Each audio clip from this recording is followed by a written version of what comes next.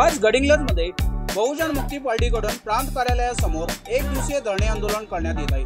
हे आंदोलन भर पावसात सुरू असून आंदोलक आपल्या मागण्या मान्य करून घेण्यासाठी तसूवरही मागे आलेले नाही।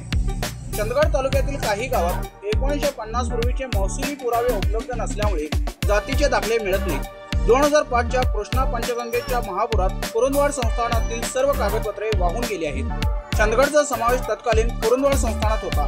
शासन आम्हाला सापडणेपणाची वागणूक देत आहे।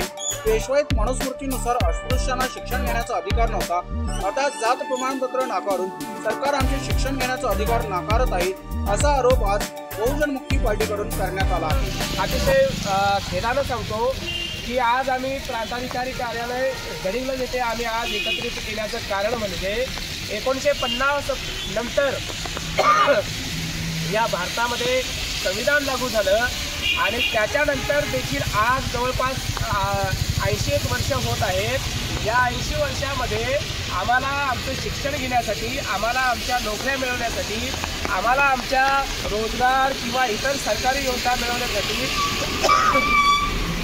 सरकार आम्हाला जातीचा दाखला द्या म्हणतं। सरकार आम्हाला जातीचा दाखला द्या म्हणतं, आम्ही द्यायला तयारही आहोत। पण सरकारकडे आम्ही कुरुंदवाड येथे आमचे काही जे महसूल पुरावे होते ते 1950 पूर्वीचे होते, ते त्यांच्याकडे आम्ही ठेवले होते। महाराष्ट्र शासनानं कुरुंदवाड येथे ती जेवढी काही मालमत्ता आहे, आमचे सरकारी दस्त आहेत, ते तिथे ठेवले होते। मात्र 2005च्या पंचगंगेच्या महापुरात ते सगळे दस्त वाहून बुडून कुजून गेले। आता ही नैसर्गिक आपत्ती आहे हे आम्हालाही माहीत आहे। नैसर्गिक आपत्तीमुळे माणसाचं शहाणपण चालत नाही हे आम्हालाही देखील कळतं।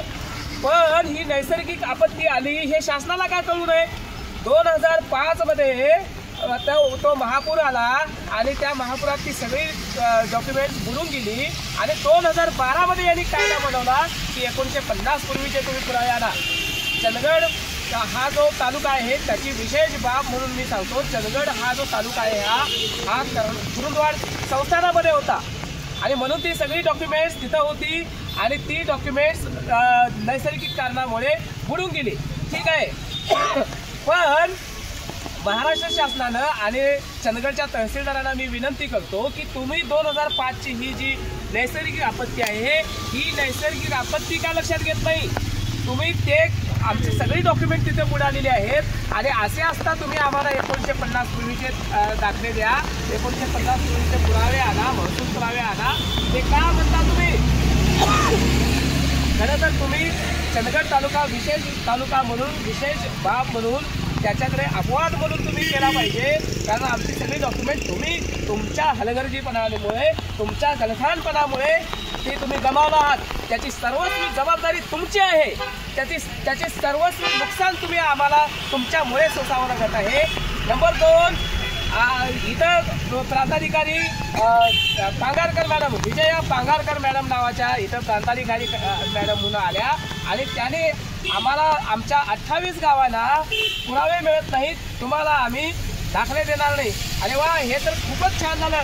म्हणजे पेशवाई मनुस्मृतीमुळे आम्हाला गावकुसाबाहेर राहून शिक्षणापासून तुम्ही वंचित ठेवला, आम्हाला गावकुसाबाहेर राहायला तुम्ही मजबूर केला आणि आता आमचं शिक्षण नाकारण्यासाठी तुम्ही हे नवीन धोरण अवलंबत आहात। डॉक्टर बाबासाहेब आंबेडकर म्हणतात की ज्या समाजात 10 डॉक्टर, 20 वकील आणि 30 इंजिनियर आहेत, तेव्हा तो समाज मी प्रगल्भ समाज समजतो आणि मला हे करायचं आहे। आमच्या प्रत्येक समाजात अनुसूचित जातीमध्ये जे बॅकवर्ड क्लासेस आहेत त्यामध्ये 10 डॉक्टर, 20 वकील आणि 30 इंजिनियर बनवायचे आहेत। हे सर्व शिक्षणाने पॉसिबल होतं, शिक्षणामुळे होतं, कोणी वरून पडत नाही। आणि शिक्षण अडवण्यासाठी हे आम्हाला जातीचा दाखला सांगत आम्हाला त्याच्यातून कालबाह्य ठरवतात।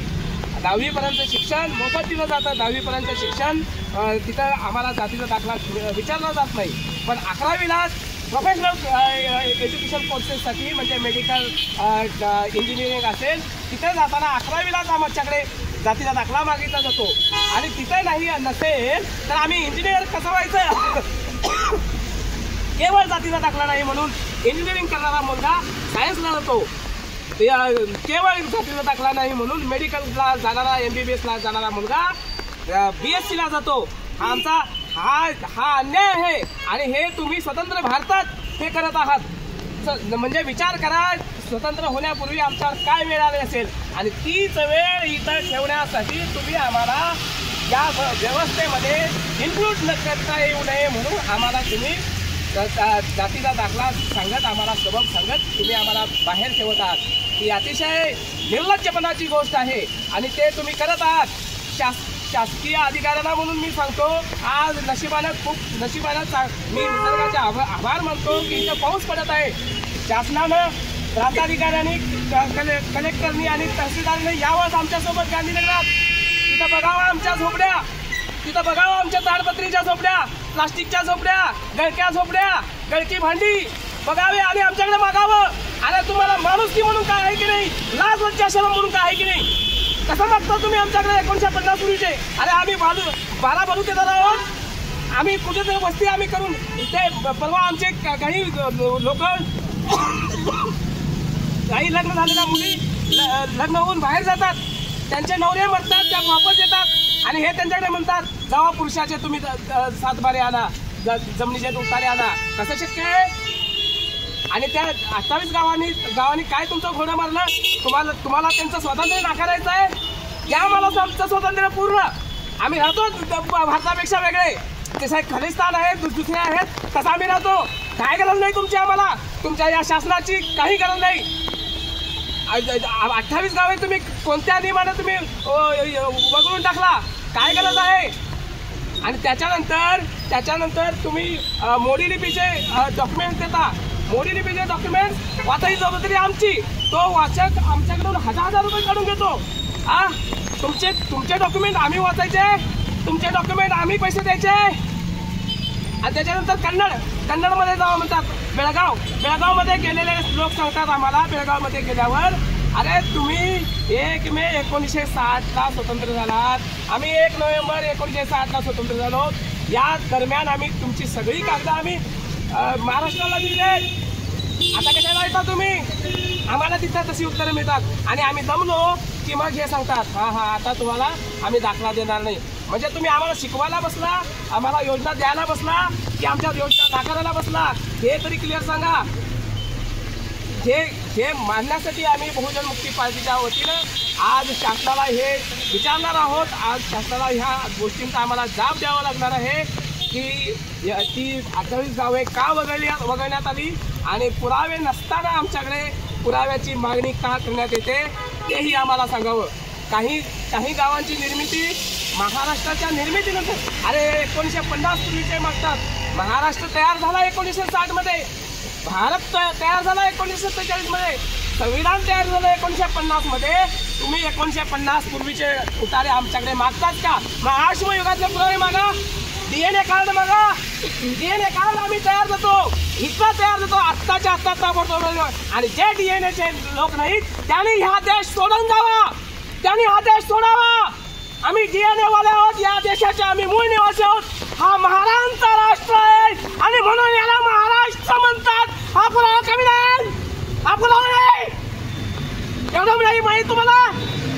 आमच्याकडे पुरावे मागता तुम्ही? चंदगडचे तहसील कार्यालय, चंदगडचं कोर्ट सगळं महाराजांच्या जमिनीत आहे आणि वर तुम्ही तिथं राहून आमच्या जमिनी काढून घेता आणि आमच्याकडे पुरावे मागता? म्हणून हे नाईलाजानं आंदोलन, हे जर आंदोलन सक्सेस आमच्या तहसीलदार प्रांताधिकाऱ्यांनी हे आमच्या आंदोलनात ह्या ज्या आमच्या मागण्या आहेत त्या मान्य केल्याच पाहिजेत। अन्यथा हे आंदोलन राज्यव्यापी होणार आहे, अन्यथा हे आंदोलन राज्यव्यापी मी करणार आहे आणि त्याच्यासाठी आमरण उपोषण जरी करावं लागलं तरी मी तयार आहे। आमरण उपोषण करूनच हा प्रकाश नाग थांबणार आहे। जय भीम, जय मूल्यवासी, बाबासाहेब आंबेडकरांचा। मी वॉल्टर नाग, प्रभारी आणि महासचिव चंदगड लोकसभा आणि प्रभारी चंदगड विधानसभा बहुजन मुक्ती पार्टी।